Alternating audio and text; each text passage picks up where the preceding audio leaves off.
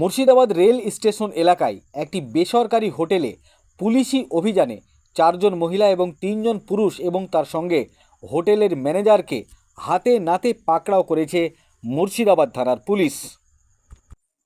পুলিশি অভিযানের সময় দেহ ব্যবসায়ী কিছু সামান উদ্ধার করেছে পুলিশ, এমনটাই জানা যাচ্ছে পুলিশ সূত্রে।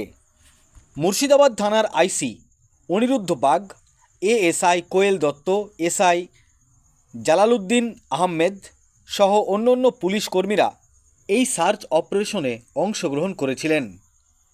পুলিশ পুরো ঘটনার তদন্ত শুরু করেছে।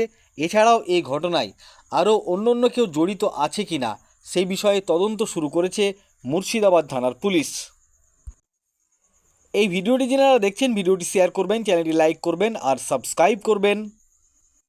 আই লাভ মাই ইন্ডিয়া, মেরা ভারত মহান। আপনারা দেখছেন আখেরিগঞ্জ নিউজ।